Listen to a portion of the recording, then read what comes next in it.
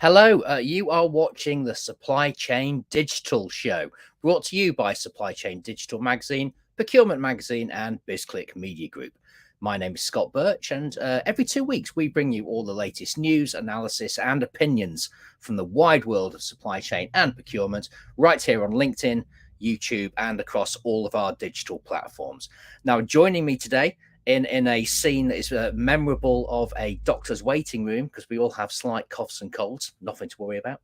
Joining me today, supply chain editor Sean Ashcroft and editor Helen Adams. Sean and Helen, how are you both today? Hello. Very well, thanks. She's a bit sneezy. Apart from that, tip top. Yeah, I think very well is an overstatement, Sean. I think you are definitely pushing the boundaries there. And regular viewers may notice that Georgia Wilson, sadly, is not with us today. The procurement editor, she's not feeling too well either. So let's just hope that everyone is safe and well and you're joining us in good health. And to remind you as well to come and say hello by posting in the comments section, which you should see underneath the show right now if you're joining us live, and also to go and vote in our LinkedIn poll. Now, Sean, what's the question that we asked our viewers this week? Yes, so Scott, this week we asked them, of the 3 pillars of ESG, which is the most difficult for businesses to excel on? Environmental, social responsibility, governance. So that would be both in-house and also ESG compliance in their value chains as well. Okay, and we'll be sharing the results of that poll towards the end of the show. But before then, there's loads to talk about. And let's make a start even by taking a look at the latest supply chain and procurement news.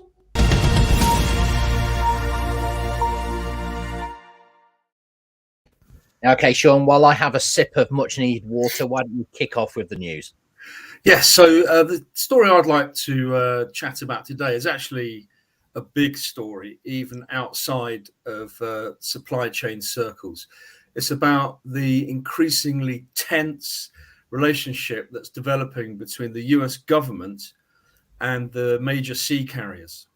Now, the Biden administration is moving to target sea freight cartels, as it refers to them, with a competitiveness bill that which is prompting a strong reaction from the international shipping lines body called the World Shipping Council. Now, the Biden administration is concerned at how ocean carriers have dramatically increased their rates and fees during the pandemic. And during his State of the Union address, Biden took a swing at the 3 big shipping alliances. Now, these are called 2M, Ocean Alliance, and The Alliance. And taken together, those 3 alliances account for 80% of all container ship capacity. It was only 30% in 2011. And those alliances also account for 95% of east-west trade routes. So the US government is now turning to the law to tackle what it sees as anti-competitive behavior on the part of the shipping lines. For its part, the WSC, the Shipping Bodies Representative Union, says that it's unfortunate President Biden is demonizing ocean carriers. It goes on to say that we are the backbone of the US and global economies, and we've been working around the clock through the pandemic to move more cargo than has ever been moved at any time in history. That may well be true. But what's also true is that in 2021, the global shipping carriers industry reported profits of $190 billion. And that is 5 times the amount they earned in the decade between 2010 and 2020. And it's on the back of these monumental earnings that the US government is looking to make legal changes to put a stop to it. So last year, they were pushing the Ocean Shipping Reform Bill, Act through the House of Representatives to give the relevant governmental bodies that control shipping and the behavior of the shipping companies, to give them more power. And the message from the Biden administration to the shipping companies is, if you want to do business with American ports, then you need to play by our rules. Now, to really understand the backdrop to this situation, you have to go back almost 40 years to when the US deregulated ocean transportation. And there was an act. It passed in 1984, and then another one in 1998. And these two acts, what they did was they saw a shift away from the shipping companies having to publicly reveal what their contracts rates were. They then became confidential rates. But critically, what these acts also did was to remove any threat of antitrust action that may arise against the shipping companies. And this exemption from antitrust action allowed the formation of these shipping alliances that we see today, these super powerful alliances.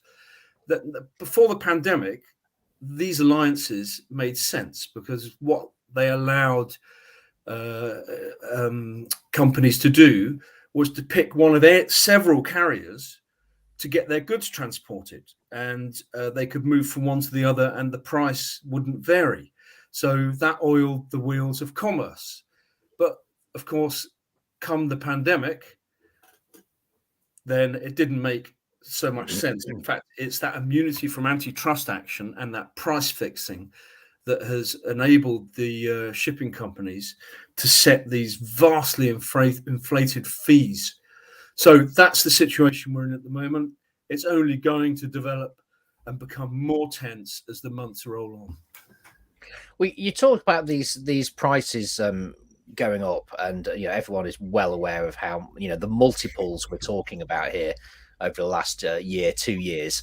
But if the US government, and it is if they were to pass some kind of legislation, what impact would it actually have? Because obviously these sea shipping companies are global by their very nature. So well, they are. Yeah. Would the US acting alone have an impact, or would they? I mean, obviously. Absolutely will, because what happened back in the 80s and 90s when they deregulated the industry was because America is a global economic superpower. By deregulating their own shipping industry and the relationship with the shipping world, they effectively, through a ripple effect, caused the global deregulation of the shipping industry. And a similar thing would be likely to happen, probably when this bill does go through, because companies are going to want to do business with the US, and they're not going to be able to unless they play by their rules. So I think you'll probably see a similar ripple effect across the global shipping industry. Okay, it'd be interesting. Well, I'm interested to see how this pans out, because while I understand the legislation, I just wonder how much of this is down to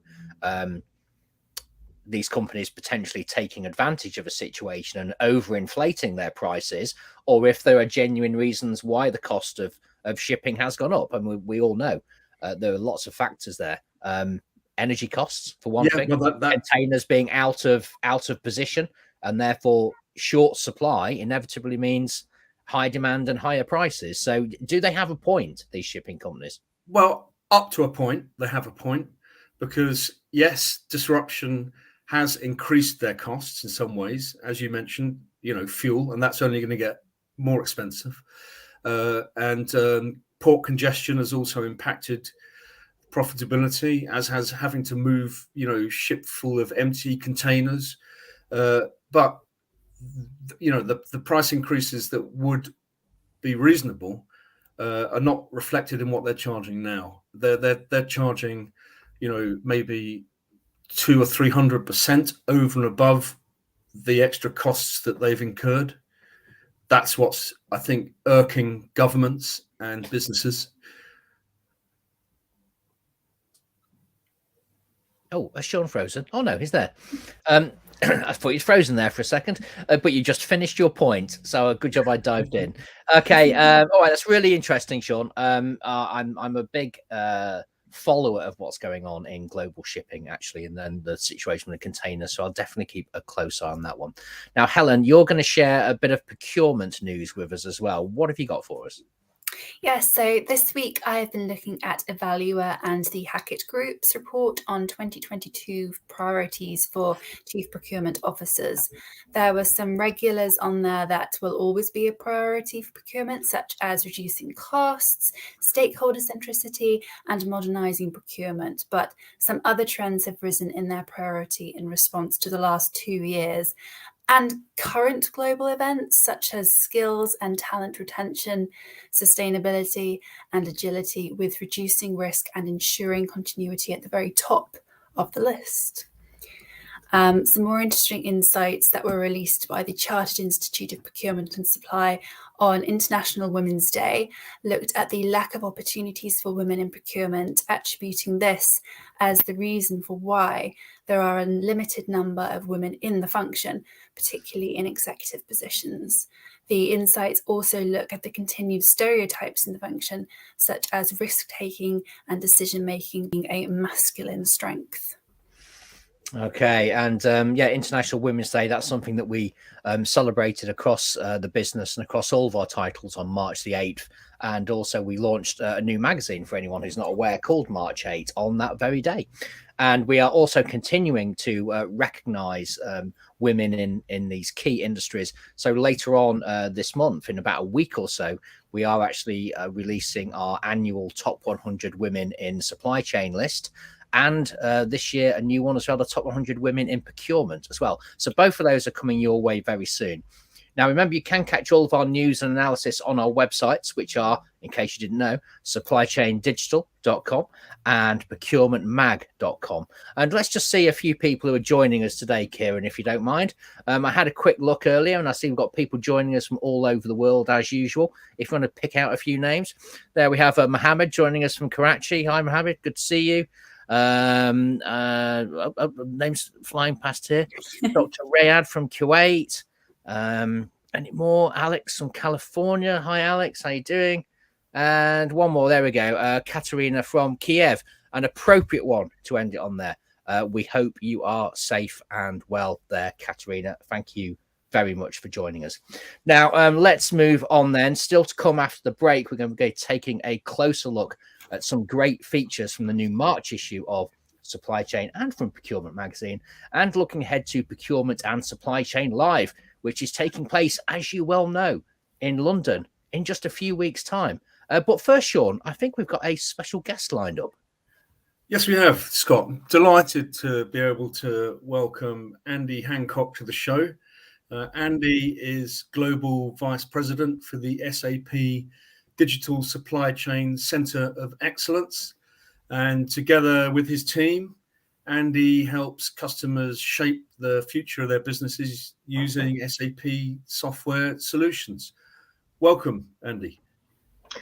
Thank you very much, Sean and Scott and Helen. Great to be here this afternoon, or my morning anyway, on the West Coast. Yeah, thanks for joining us, Andy. Andy is joining us from the West Coast of the US, so we really appreciate him joining us very early in his day. Thank you, Andy.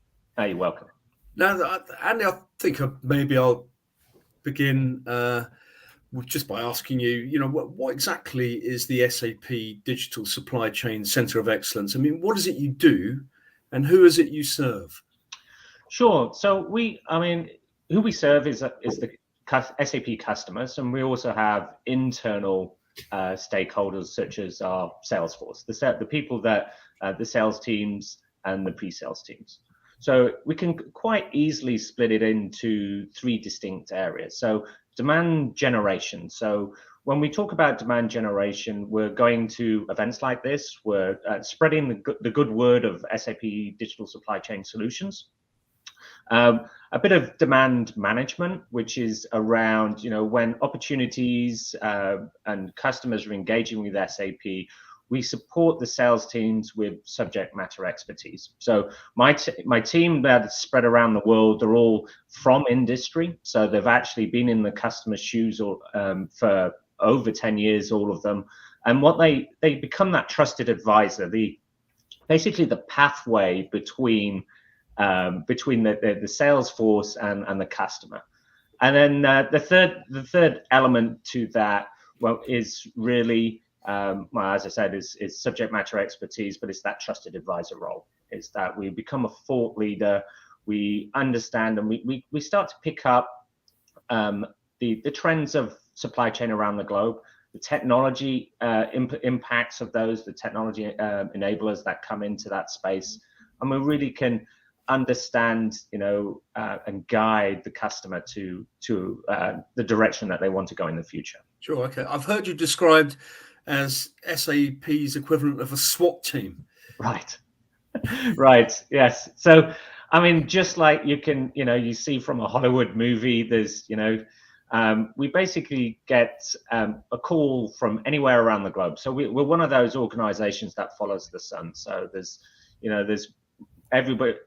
My particular team is based across, I've got APJ, Central Europe, I've got Latin America, I've got North America.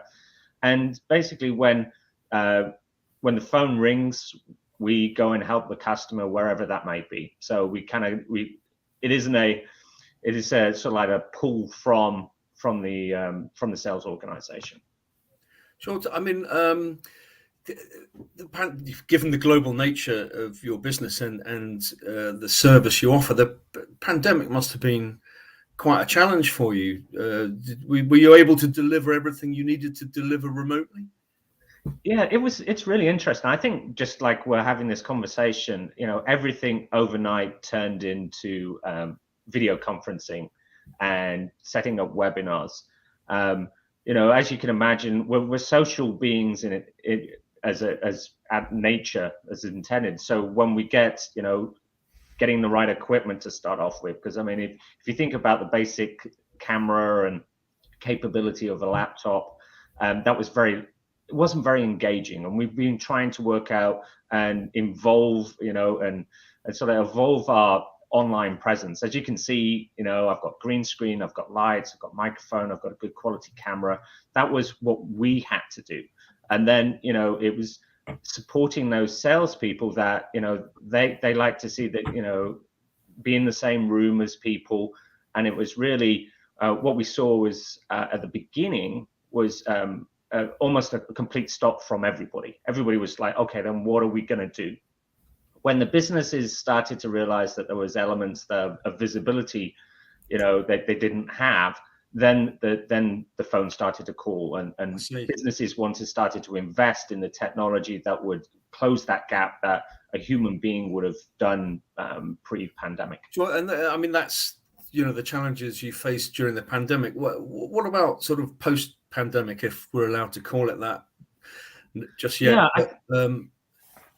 I think from challenges from supply chain, I think it is okay. They understand. We'll have near term will be around. It's still around visibility. I think supply chain visibility was lacking in the pandemic, and so organizations have stepped up to say, okay, then how do I close that gap? That has started to create conversations around where should we go around visibility. So, there was a lot of data silos in organizations. How do we break that down? When we come to planning, can we synchronize not just the logistics side of it, but what's the impact on demand? What's the impact of manufacturing, and bring all of that together? So that's what I see is what people are doing right now. I think if we start to look a little further ahead into the near future, I think sustainability is the next thing that the demands of not just the frontline, end consumer product end of it, but I think the layers below that, they're going to have to be held accountable, and I think that's where it's going to go. Sure. And is there a strong sustainability element to what you're doing at the moment? Yeah, I mean, the best way of describing it is when we talk about visibility. I think it's all about, capturing that data that is necessary to pass on.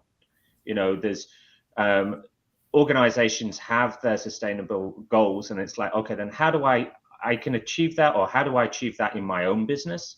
And then the next element is then jumping down that node to the next level down to say, okay, then I need this information from you. Now, I think we are going to get more demands, as we were talking about, you were talking in your news article, in order to play, you're going to have to start thinking about, how do I advertise, market my sustainability credentials, and what's the advantage of actually going with me because of this? That's right. And just one final question, Andy. Where do you see technology taking supply chains, say, over the next decade? I think we're going to get, I think it's going to be this digital thread. So the fact that there's the best way of describing it is a tapestry of digital threads. There's lots of information flying around, and I think organizations been able to connect into that. And I think technology is going to be that enabler. So if we take things like the digital twin that we've been hearing for the last 10 years or so, I think that's going to not only just talk about from an asset maintenance perspective, but there's going to be some social elements to that digital twin as well. How does it plug into that circular economy? What is reusable? Those type of elements. I then see technologies like edge computing and 5G augmenting existing infrastructures. So a very easy, good example is that, computer vision, artificial intelligence is, particularly in computer vision, has surpassed the human capability. I think it's, in order it can identify more information at a quicker rate. So from a quality perspective, we're seeing that being put into production lines. But rather than running cables for hundreds of meters, they're using 5G nodes and cameras based upon that to then provide that capability in that space. So I think that's where some of the technology trends are going to go. So faster, stronger, higher, and more usability. Right.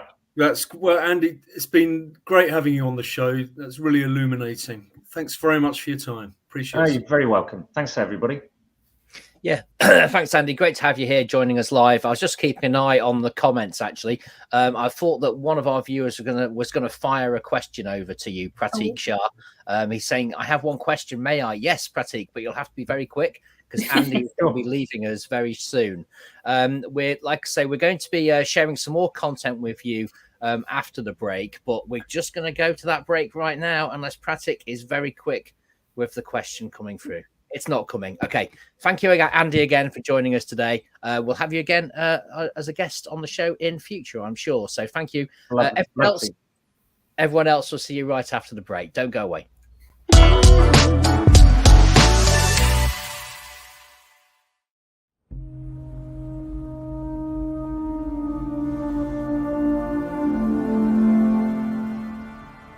My name is Christo Magridis, and I'm the managing partner of Teleworks Communications. We started Teleworks Communications back in 2007. We started having a partnership relationship with T-Mobile. And subsequently, due to the hard work and good relationship we have, we awarded the National Supply Chain in 2019. And since then, we do the forward for all regions. The service to the customer is part of our DNA. The major attribute that we bring to the table is the data analytics, that we were very instrumental of bringing the AIMS Plus solution into the partnership, which is a homegrown warehouse management system. The technology and the analytics that we have in front of us on a daily basis and the way we position it in front of our customer is our competitive advantage. The transportation is something that is incorporated inside the warehouse management system, which basically is probably the most difficult and most expensive component of the supply chain. The position that Teleworks is taking is through the analytics and the artificial intelligence in a way that provide cost and savings and effectiveness into production in a very high level. From the executives all the way down to the associates, try to learn to provide whatever it takes on behalf of the customer to make this a success.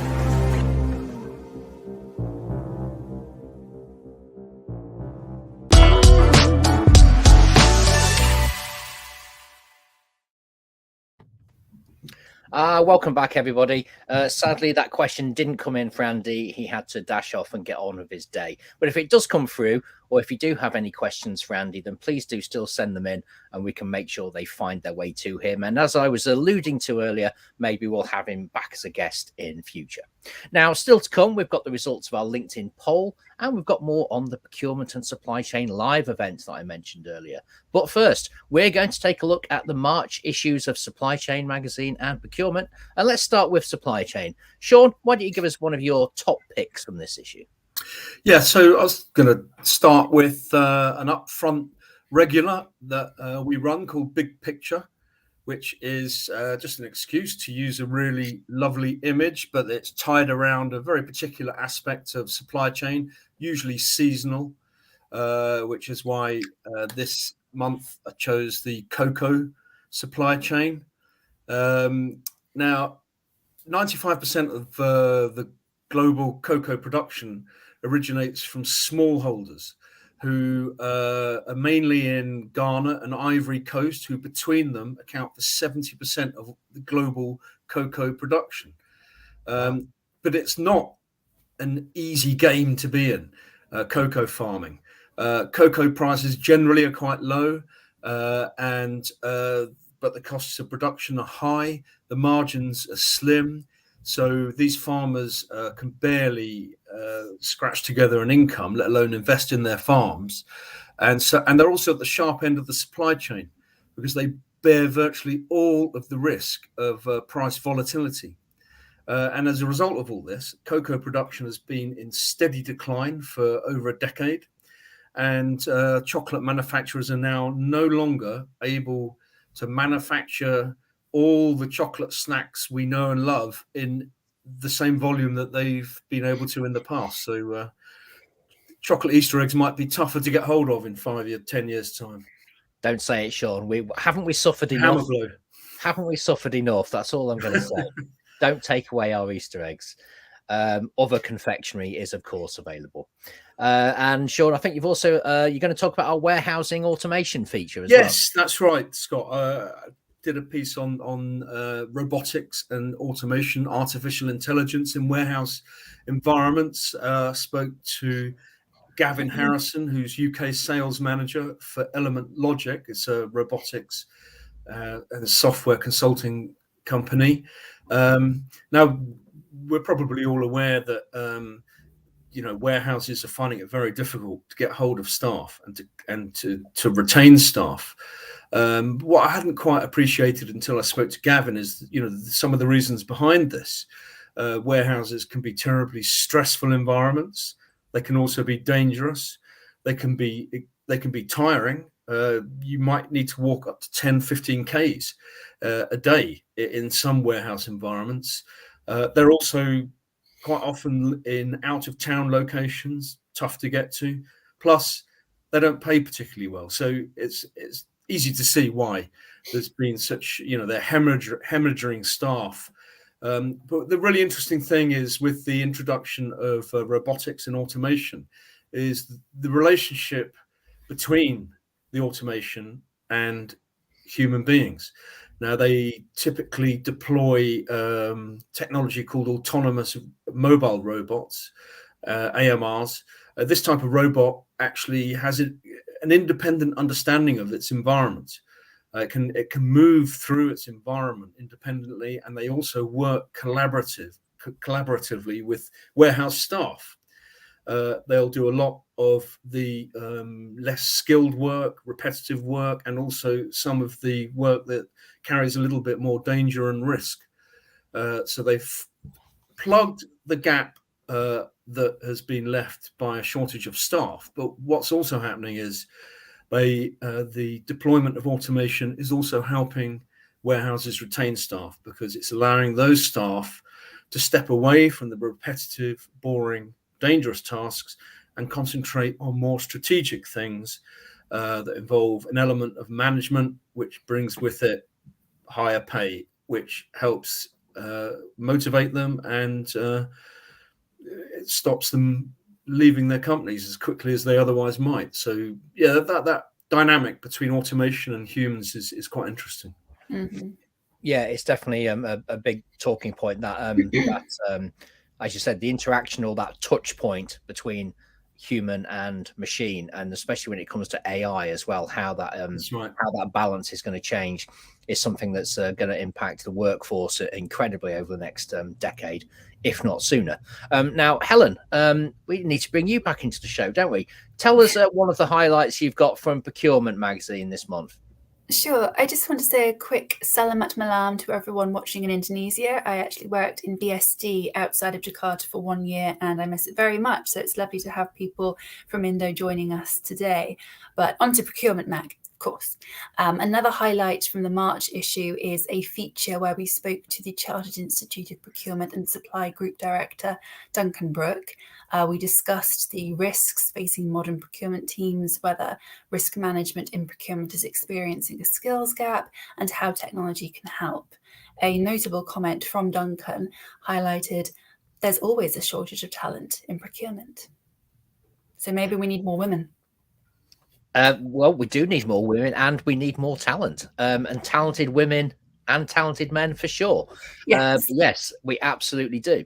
Now we're going to move on, because we're getting a little bit over time already, but we've only scratched the surface of these latest issues of Procurement and Supply Chain magazines. So please do visit our websites. There you go, supplychaindigital.com and procurementmag.com.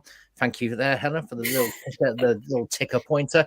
And you can read all of the news that we've talked about today. You can read our magazines, and you can watch some amazing videos that we've produced as well. And maybe you can watch all of that for free. You can read all of our back issues as well.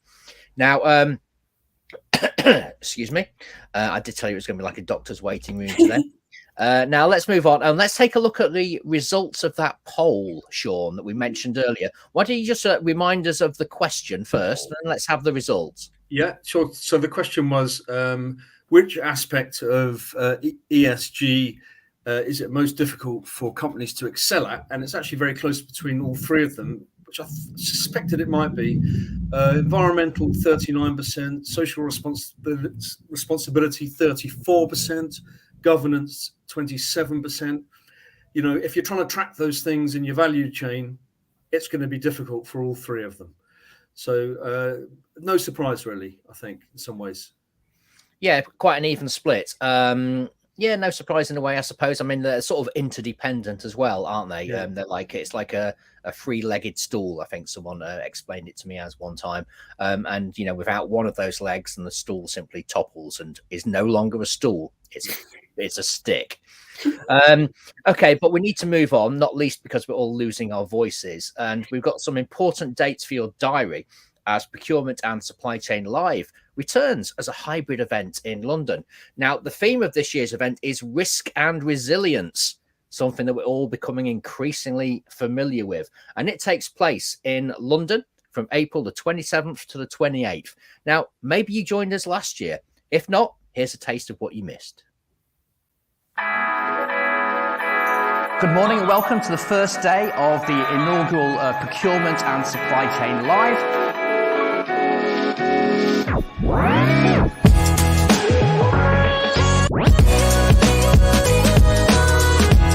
It's wonderful to be here today just to share a little bit of our journey within Vodafone. The suppliers were just outstanding. They were rock stars, without a doubt.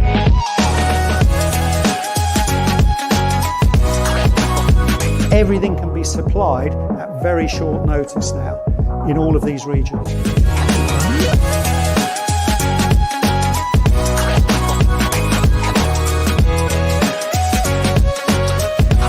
Such an honored to be a speaker here at the Supply Chain Live conference. It's been a great audience. It's been some really fantastic speakers. It's just great to be out and about, meeting people face to face. It's great to see real people in 3D and to be able to have that exchange of ideas. The interaction, the networking, the relationships you can build has been phenomenal, and through Chest and Chase we can carry on doing more of this.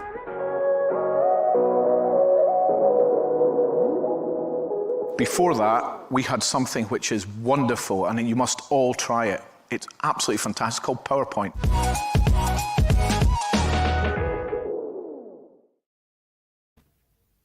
There you go. And if you want to ditch PowerPoint for the power of in-person, then you know where to come.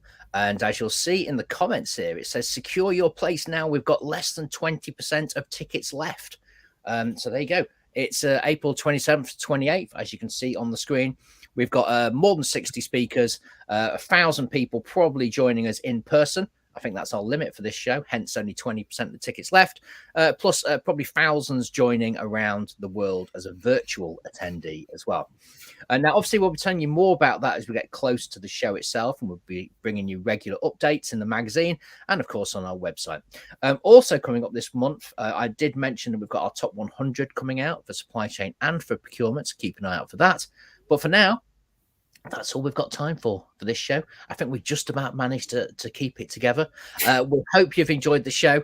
Make sure you tune in again in 2 weeks' time. Thank you for taking part and for posting all of your comments, for taking part in the poll as well, of course. Thank you to Sean and to Helen for being brilliant again. Thanks, Helen, for stepping in at short notice, especially. We hope Georgia is feeling better soon. And, of course, to our special guest, Andy Hancock, Global Vice President for the SAP Digital Supply Center of Excellence over in the US. Thank you to Kieran and the rest of the video production team, and Kaylee, pulling the strings for marketing. This has been a Bisclick Media Group production. We'll see you next time. Bye for now. Bye-bye.